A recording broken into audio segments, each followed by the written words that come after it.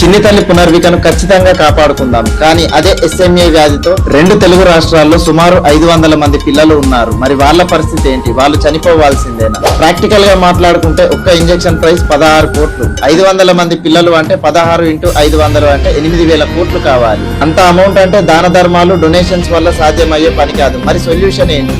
2 తెలుగు రాష్ట్రాల్లో కొన్ని అనవసరమైన ఉచిత పథకాలు కొన్ని రోజులు ఆపేయాలి. అవును, మీరు విన్నది నిజమే. మహిళలకు ఫ్రీ బస్ ఇవ్వడం వల్ల 2 తెలుగు రాష్ట్రాల్లో కలిపి సుమారు 6,000 కోట్లు ఖర్చు అవుతుంది. 2 తెలుగు రాష్ట్రాల్లో ఈ ఫ్రీ బస్ అన్నది ఆపేసి ఈ 500 మంది పిల్లలకి ఇంజక్షన్లు ఇప్పించవచ్చు కదా. సరే, ఎస్ఎంఏ డిసీజ్ ఉన్న పిల్లలని కాపాడేశాం. మరి కొత్తగా పుట్టే పిల్లల పరిస్థితి ఏంటి?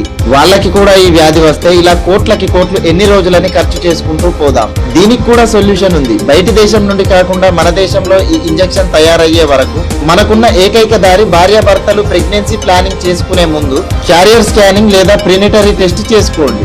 దీనివల్ల మీకు పుట్టబోయే బిడ్డకు ఈ వ్యాధి వస్తుందో లేదో ఈజీగా తెలుసుకోవచ్చు. ఇప్పుడు చాలా దేశాలు ఇదే పని చేస్తున్నాయి, ఒక మన దేశంలో తప్ప.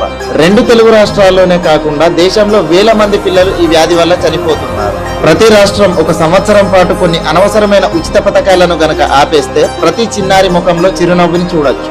సో ఈ టాపిక్ పై అందరికీ అవగాహన కలిగే విధంగా ఈ వీడియోను తప్పకుండా అందరికీ షేర్ చేయండి.